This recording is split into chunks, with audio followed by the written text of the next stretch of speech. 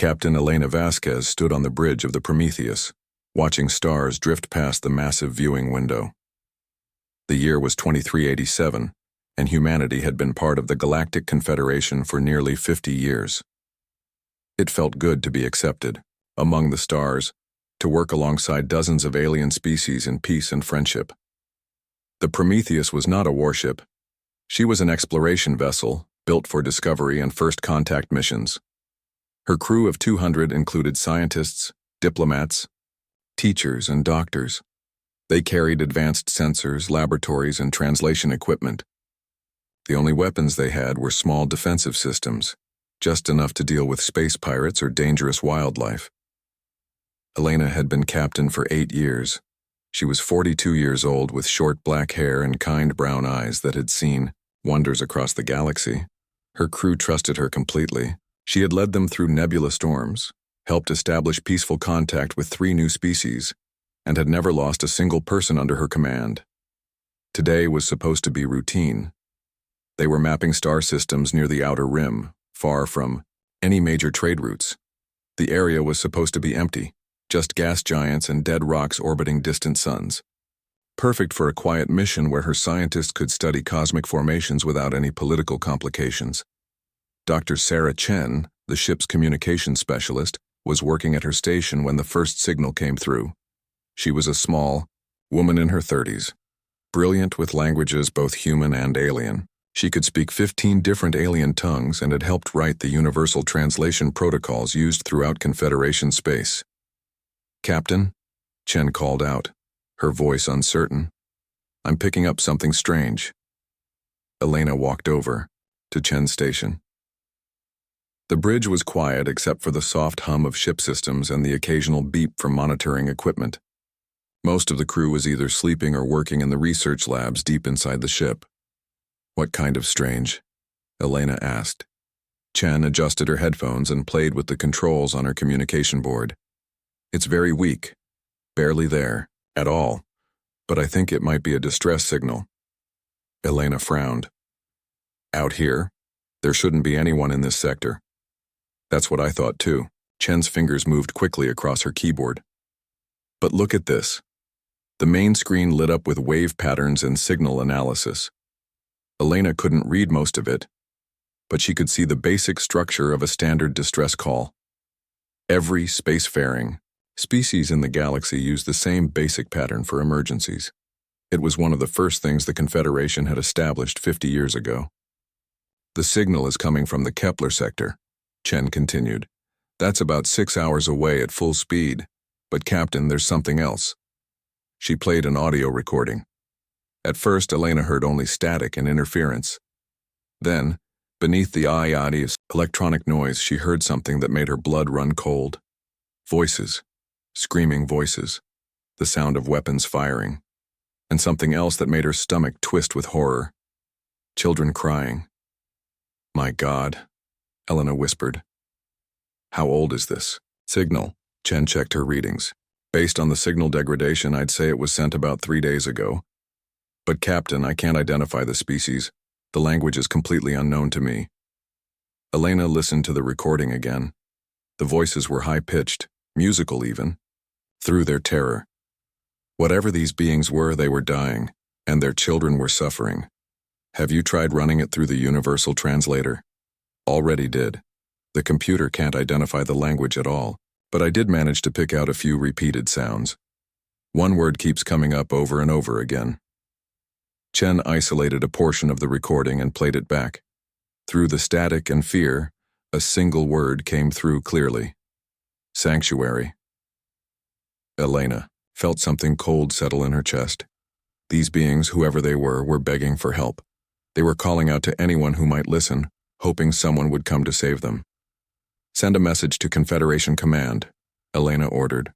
"Tell them we've received a distress signal from an unknown species and are requesting permission to investigate." Lieutenant Morrison, her communications officer, nodded and began preparing the message. Elena knew what the response would be. The Confederation was careful about first contact situations. They would want to send a proper diplomatic team with military escort and full scientific support. That would take weeks to organize. Elena looked around her bridge at her crew. These were good people. Scientists and explorers who had joined Confederation service to help make the galaxy a better place. Dr. Martinez, her chief medical officer, had spent 10 years treating refugees from various conflicts. Engineer Johnson had designed water purification, systems that were now used on dozens of colony worlds. They were not warriors, but they were the kind of people who could not ignore suffering. 2 hours later, the response from Confederation Command came through.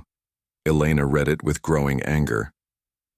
Signal, classified as space debris interference. Do not deviate from current mission parameters. Continue mapping operations as scheduled.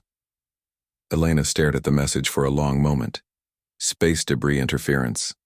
They were dismissing the screams of children as space junk making noise. Captain? Chen was still working at her station. I've been analyzing the signal more carefully. I managed to isolate some coordinates. These beings aren't just asking for help. They're telling us where they are. Elena looked at the coordinates Chen had extracted. 6 hours away at maximum speed. 6 hours to reach beings who were suffering, who had sent out a desperate plea for sanctuary. She thought about Confederation protocols, about proper procedures and diplomatic channels, about the safety of her crew and the importance of following orders. Then she listened to the recording again, children crying, adults screaming. The word sanctuary repeated over and over like a prayer. Morrison, she said quietly. Send a message to command. Tell them we're experiencing engine problems and will be delayed in reaching our next survey. Point. Morrison looked confused. Captain, our engines are working perfectly. Send the message, Lieutenant. Elena turned to her navigation officer. Plot a course for those coordinates, maximum speed. Ma'am? The young officer looked uncertain. Command specifically ordered us not to deviate from our mission. Elena looked around her bridge at her crew. They were all watching her, waiting, to see what kind of captain she really was. Were they going to be the kind of people who followed orders while children died? Or were they going to be the kind of people who answered calls for sanctuary?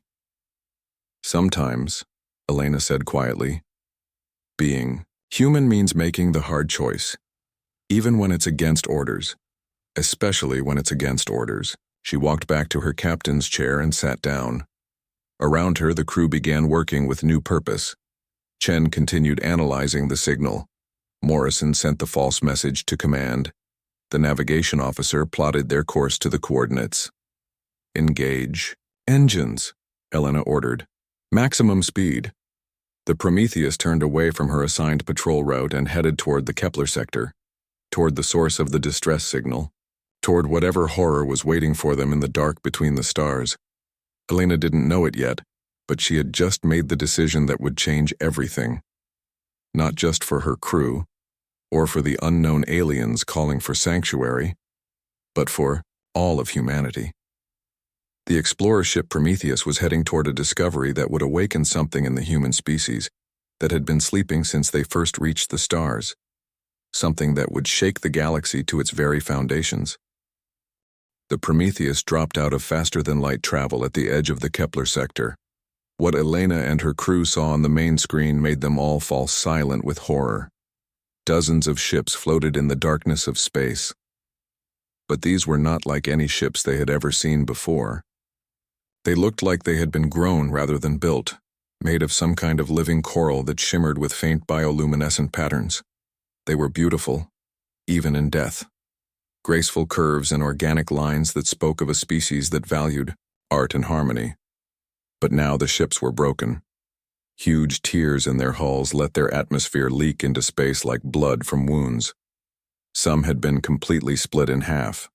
Others looked like something had been eating them from the inside out. My God, whispered Dr. Martinez from his position at the medical station. How many ships are there? 63, reported the sensor operator. All showing massive hull breaches. I'm reading very few life signs. Elena felt sick. This was not just an accident or a natural disaster. These ships had been attacked, deliberately destroyed by someone or something that wanted to cause maximum damage and suffering. Chen, are you getting anything on communications? Dr. Chen was already working, trying to establish contact with any survivors. I'm picking up, Very weak signals from 7 ships. The beings inside are alive, but their power systems are almost gone. Can you talk to them?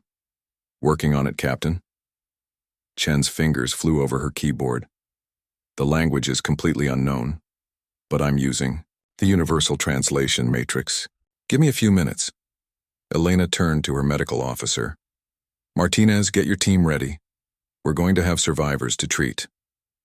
Already on it, Captain. But I should warn you, we have no idea what these beings need to survive. Different atmosphere, different biology. I'll do my best, but I know. Just do what you can. Elena watched the broken fleet on the main screen. Who were these people? Why had they been attacked? And most importantly, who or what had done this to them? Captain, Chen's voice was excited. I've got communication with one of the surviving ships. The translation is rough, but I think I understand them. Put it through. The bridge speakers crackled with an alien voice. It was musical, like whale song mixed with the sound of wind, chimes. But underneath the beauty was pure terror. Please, sanctuary, children taken. The devourers have returned. Our world is gone. Elena felt ice form in her veins. Devourers? Chen, ask them what they mean. Chen spoke into her communicator in a mixture of basic, galactic, common, and mathematical concepts. The alien voice responded immediately, the musical tones becoming more urgent. They call themselves the Zelani, Chen translated. They're refugees from a world called Zealand Prime. Captain, they say something called the Devourers destroyed their homeworld 3 weeks ago. What are Devourers? Chen asked the question and listened to the response. Her face went pale. Captain, the Zelani say the Devourers are an ancient species. They were thought extinct for thousands of years. They consume entire worlds, taking all biological life and converting it into parts for their ships and weapons. Elena felt her stomach turn. You mean they eat other species? Worse than that, they keep them alive during the process. The Zelani say their people are being used as living components in Devourer technology. Still conscious, still aware. The bridge fell completely silent. Even the ship's computers seemed to hum more quietly, as if the technology itself was horrified by what they were learning. How many Zelani escaped? Elena asked. Chen spoke to the survivor again. Originally about 50,000, mostly families with children, but the Devourers caught up with them 2 days ago. They took most of the population.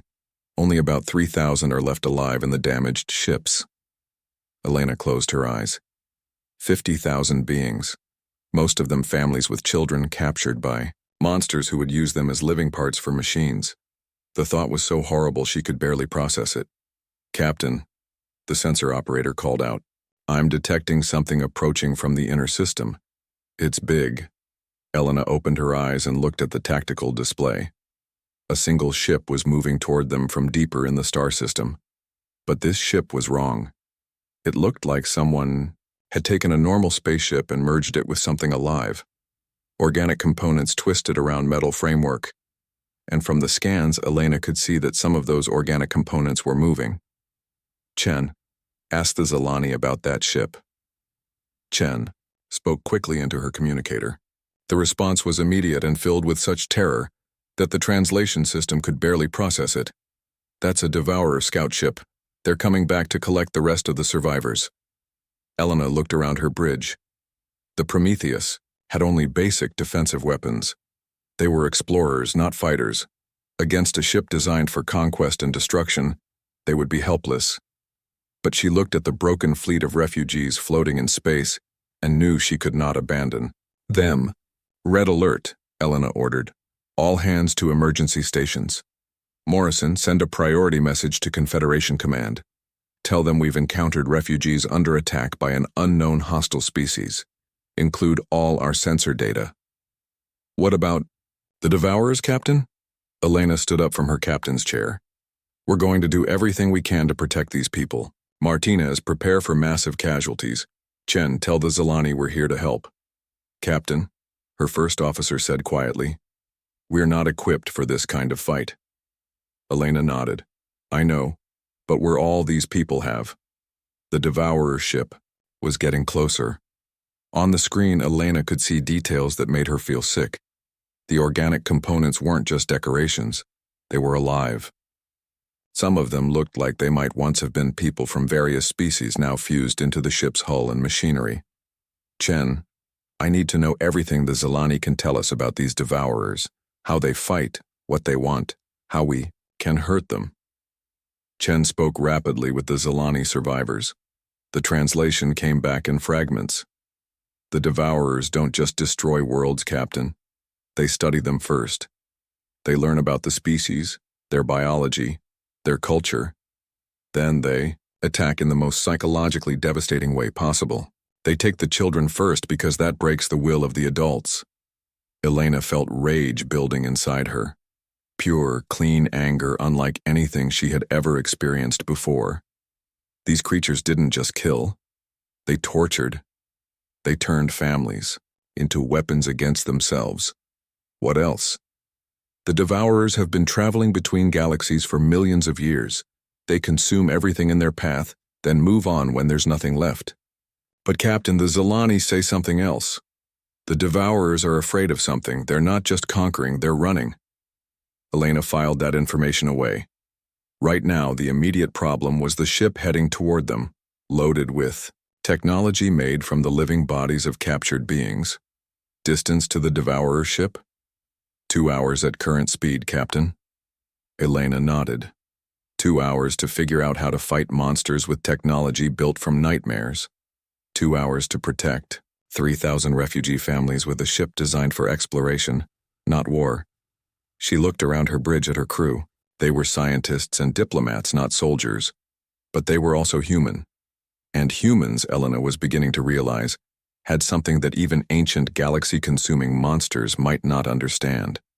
They had the absolute refusal to let innocence suffer when they could do something about it.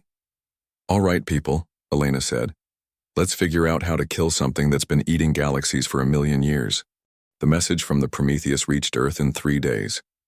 What happened next would be talked about for thousands of years across the galaxy.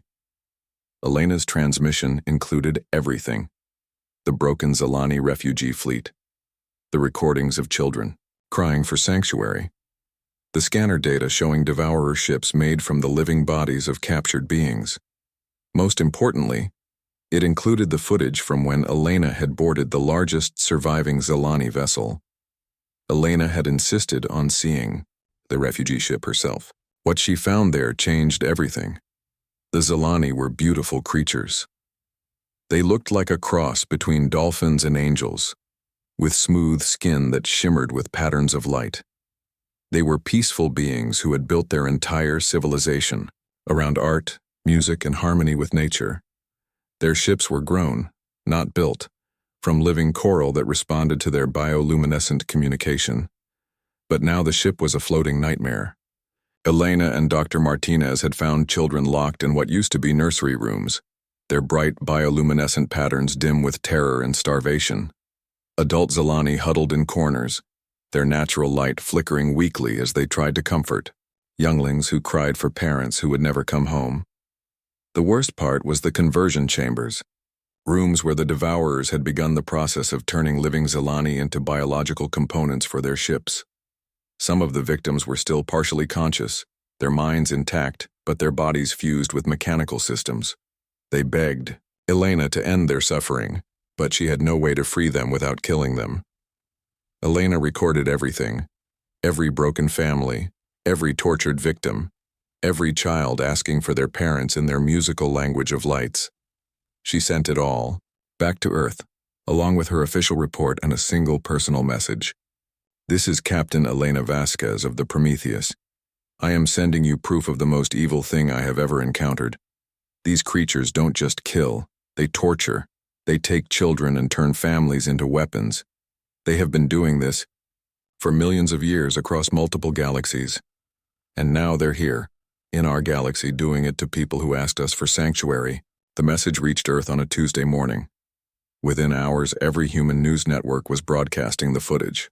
Within a day, it had spread to every human colony, station, and ship in the galaxy. The reaction was immediate and unprecedented. Earth, Dr. Marcus Webb was leading his morning poetry class at Cambridge University when his students started checking their personal communicators. Webb was a famous pacifist, a man who had spent 30 years writing about the beauty of interspecies cooperation and the importance of solving conflicts through understanding rather than violence. His students showed him the footage from the Prometheus. Webb watched the recording of Zelani children in prison cells, their bioluminescent patterns crying out for parents who would never answer. He watched the partially converted Zelani begging for death to end their suffering. He watched Elena's crew trying to comfort beings whose families had been turned into spare parts for ships.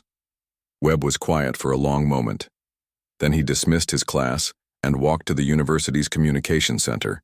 He recorded a message that would be played on every human world within a week. "I have spent my life believing that violence is never the answer," Webb said to the camera. "I have written books about peace, taught courses about understanding, and argued that civilization means finding solutions that don't involve war. I still believe all of that is true. But I also believe something else now." Webb's voice grew harder. "Some things are so evil that allowing them to exist is itself evil. Some monsters are so terrible that the only moral response is to hunt them down and destroy them completely. I am 60 years old and I have never held a weapon in my life, but I am volunteering for military service today because we came to the stars to explore, to learn, to make friends among the cosmos. But we also brought something else with us. The absolute refusal to allow innocence to suffer while we have breath in our bodies." Webb's message triggered something in humanity that even humans themselves didn't fully understand. Within days, recruitment centers across human space were overwhelmed with volunteers. Not just soldiers and police, but teachers, artists, farmers, scientists, and engineers. People who had never considered violence as an option suddenly found themselves demanding weapons training. Admiral Sarah Cross, the highest-ranking human in the Confederation Navy, watched the volunteer numbers climb with amazement. In her 40 years of military service, she had never seen anything like it. Human civilian governments were converting factories to weapons production without being asked. Colony worlds were sending their entire defense budgets to Fleet Command with notes saying, "Build more ships, hunt these things down." The Galactic Confederation tried to maintain diplomatic protocols. Ambassador Taval, the Confederation's senior diplomat, called for calm and measured response. "We must not allow emotion to drive us to rash action," Taval said in an official statement. "These devourers may be willing to negotiate. Perhaps we can find a peaceful solution that protects refugee populations while avoiding galactic war." The human response was swift and simple. Admiral Cross delivered it personally in an emergency session of the Confederation Council. "Ambassador Taval," Cross said, standing before representatives of 60 different species, "I want you to watch something." She played the footage from the Prometheus. The entire council watched in silence as Zelani children cried for their parents. They saw the conversion chambers where living beings were turned into ship parts. They listened to Elena's crew trying to comfort torture victims who begged for death. When the footage ended, Cross stood up. "Humanity withdraws from all mutual defense treaties effective immediately. We resign from all joint military operations. We will no longer participate in Confederation military planning or coordination." The council erupted in shocked voices. Taval demanded to know why humanity was abandoning their galactic allies. Cross's answer was simple: "Because we're going hunting." Within a month, something unprecedented began happening across human space. Every major shipyard was working around the clock, but they weren't building the massive battleships that other species used for war. Instead, they were converting civilian vessels into something far more dangerous. Exploration ships were fitted with advanced weapons and stealth systems. Cargo haulers were turned into mobile weapons platforms. Even small personal craft were being armed and organized into hunter groups. Mining ships had their industrial equipment modified to cut through enemy hulls. Research vessels became electronic warfare platforms designed to disrupt devourer biotechnology. Most shocking to alien observers, humans who had never fought before were volunteering for the most dangerous assignments.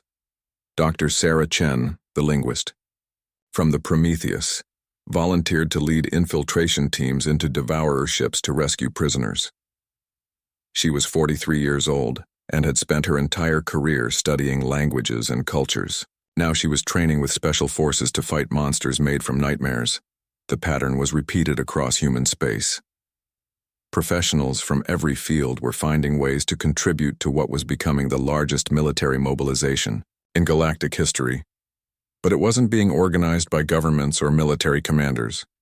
It was being organized by ordinary humans who had seen footage of children in cages and decided that some things were worth fighting for. Elena, still commanding, the Prometheus received a message from Earth High Command that made her smile for the first time in weeks.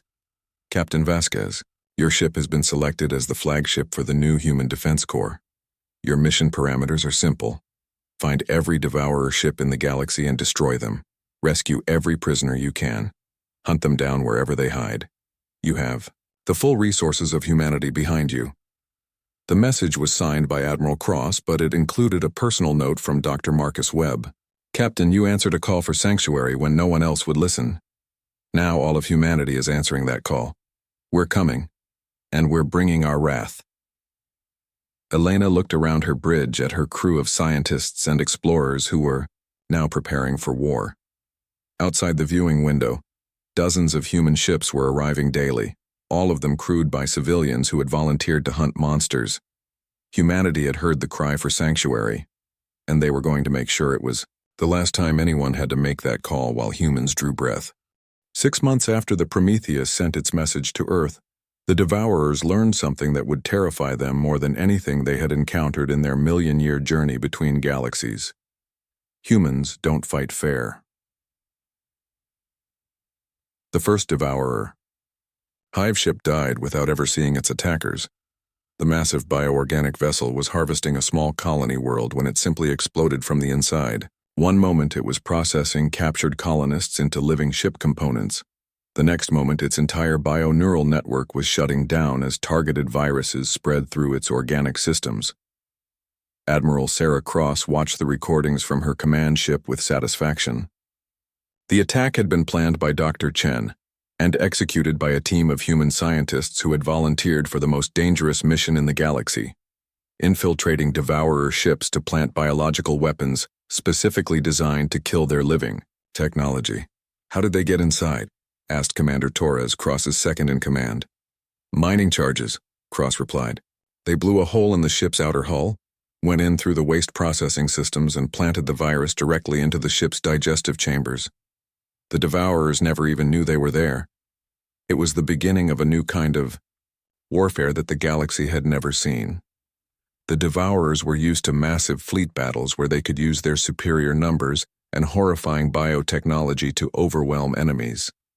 But humans refused to meet them in traditional combat. Instead, human forces appeared and disappeared like ghosts. Small, fast ships would strike Devourer supply lines and vanish into asteroid fields.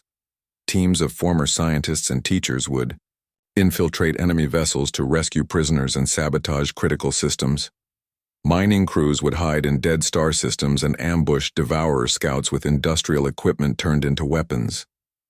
Captain Elena Vasquez had become something she never expected, a guerrilla warfare expert.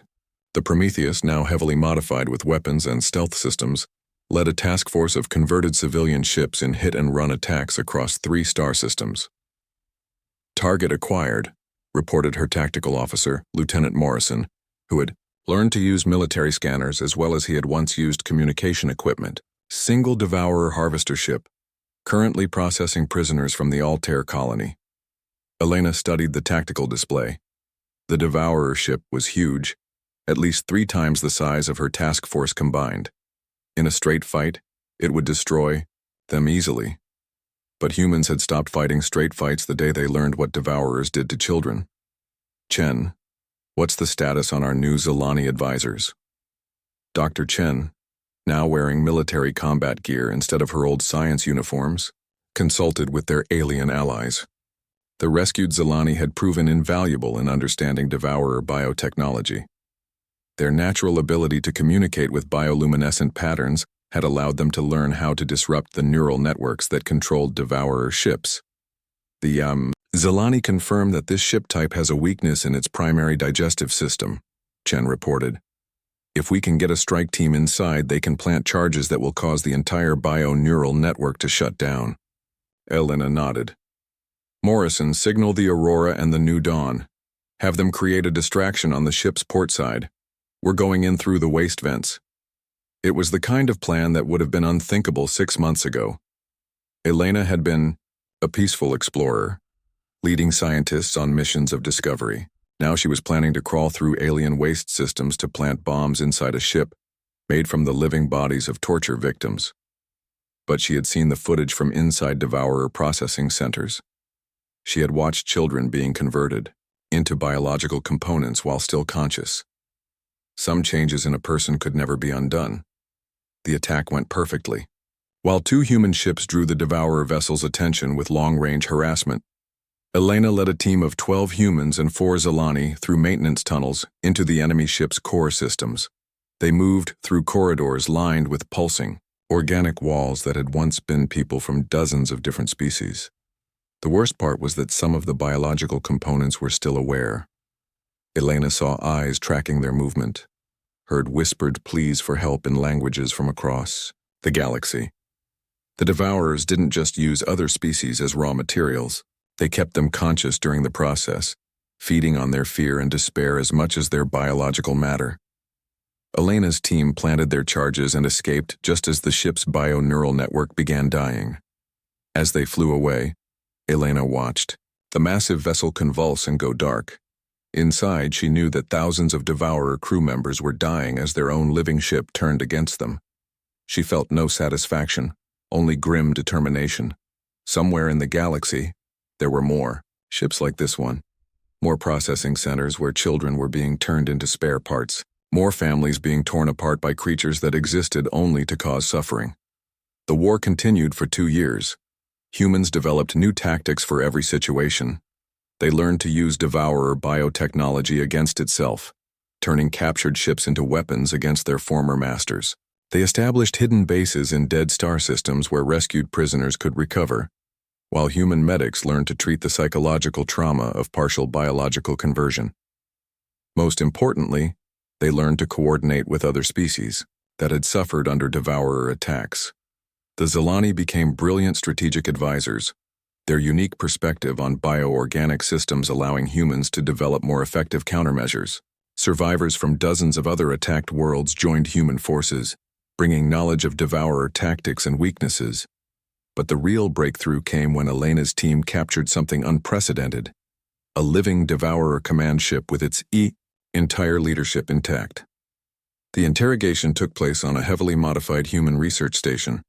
The Devourer commander was a horrifying fusion of organic and mechanical components, its original species lost beneath centuries of self-modification. It spoke through a translation device that had been grown from the neural tissue of its victims. "You cannot defeat us," the creature said through its living translator. "We have consumed 1,000 galaxies. We have technology beyond your understanding. We are eternal." Elena sat across from the monster that had orchestrated the torture of millions of beings. "Why?" she asked simply. "Why do you keep them conscious? Why make them suffer?"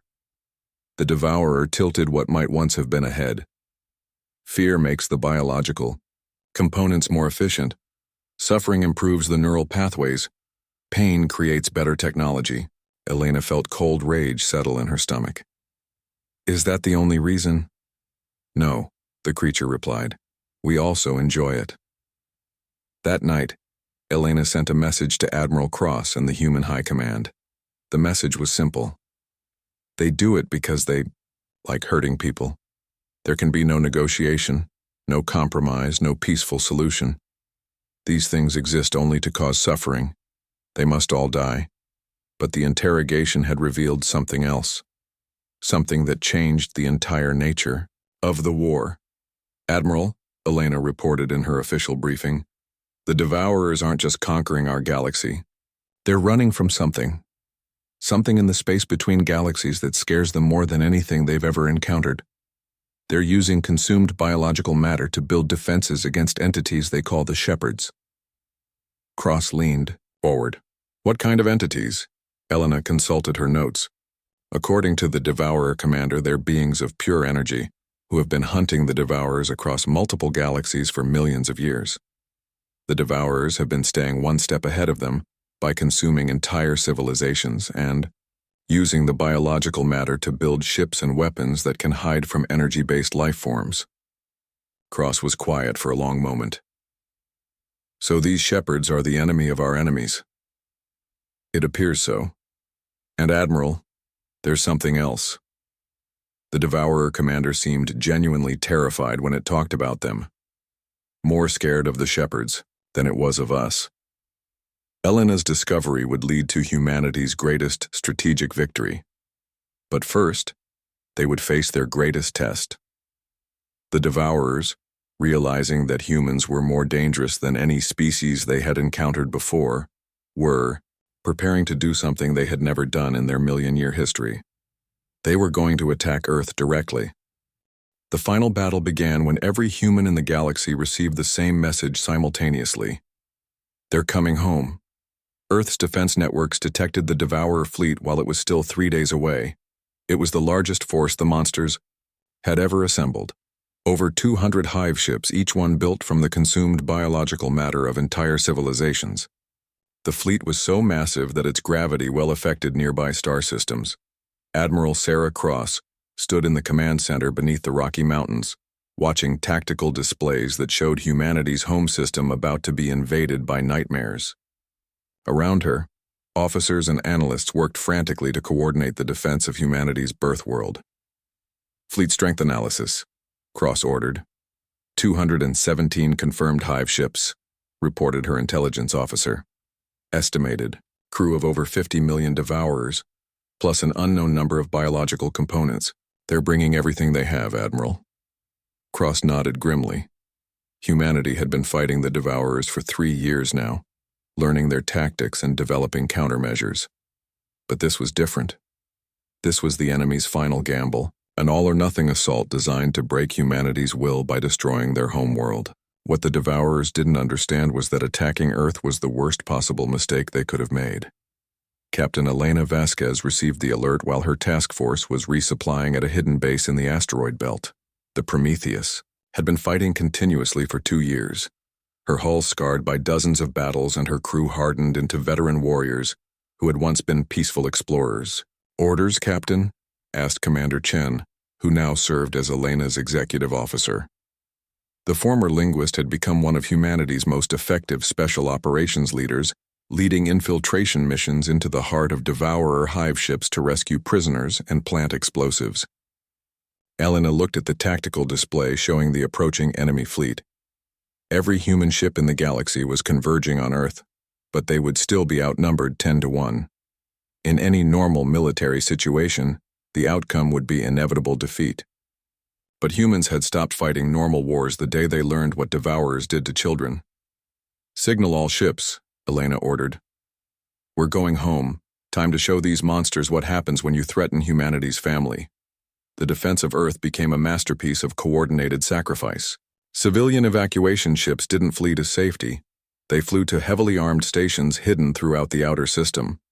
Children too young to fight ran supply lines with military precision, moving ammunition and equipment to gun positions manned by their parents and grandparents. The planet itself became a weapon.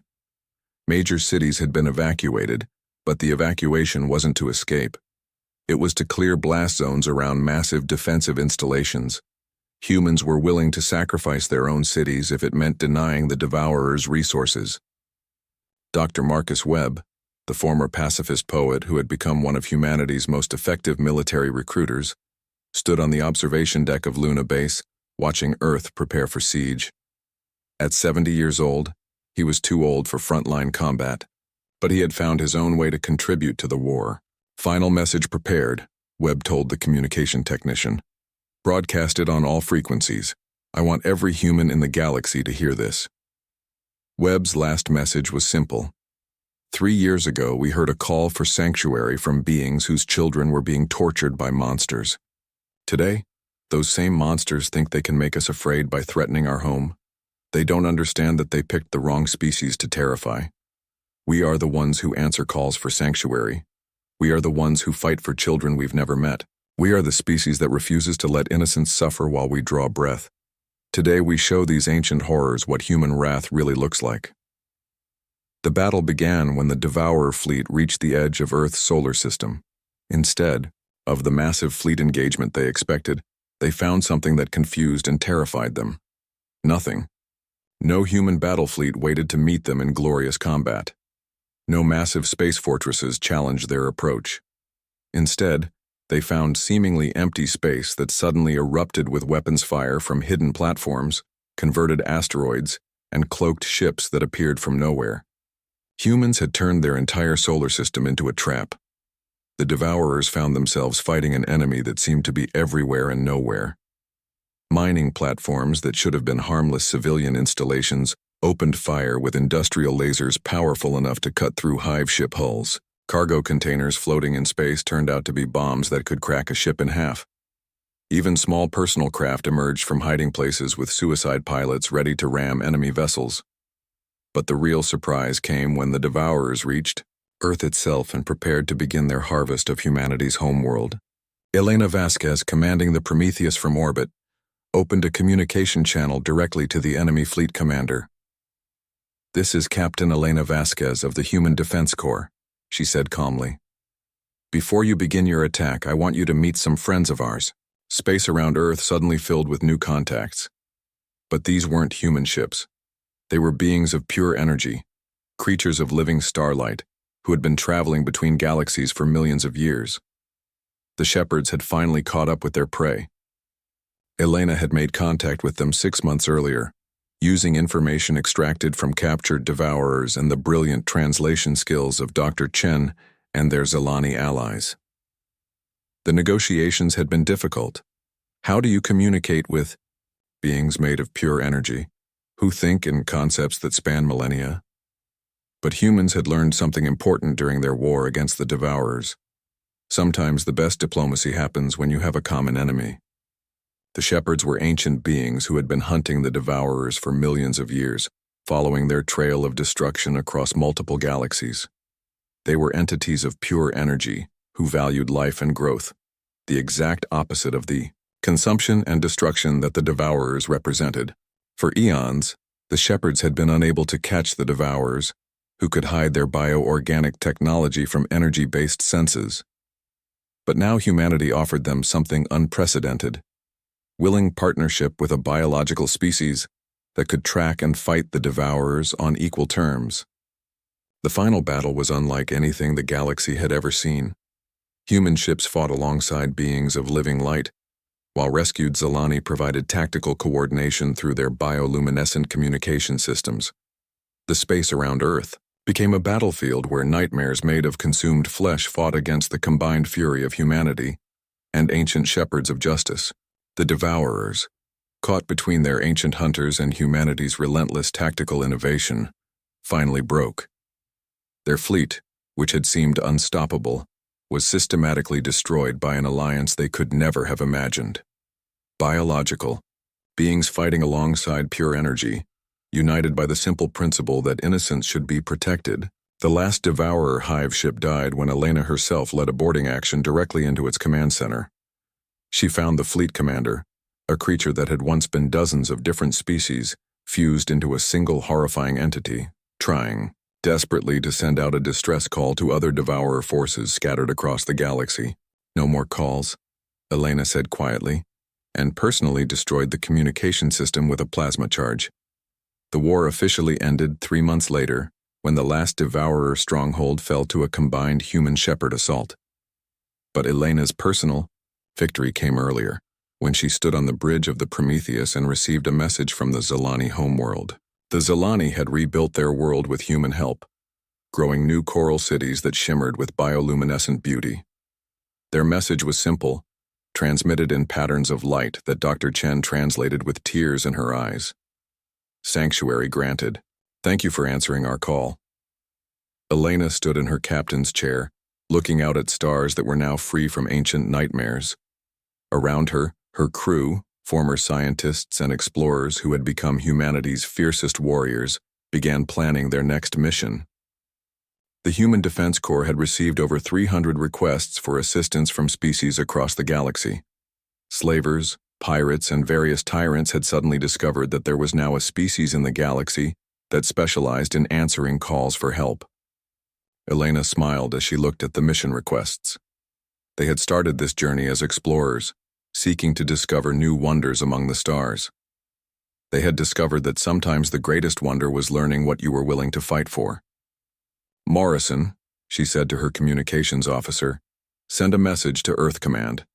Tell them the Prometheus is ready for our next assignment." Outside the viewing window, the stars waited. Somewhere among them, people were suffering. Children were crying for help. Families were being torn apart by monsters both alien and familiar, but now those cries would not go unanswered. Humanity had learned something important during their war against the Devourers. They were the species that answered calls for sanctuary, and they always would be. The message went out across the galaxy on frequencies that every species could receive. It was brief, transmitted in every known language, and it carried a promise that would echo through the stars for millennia too.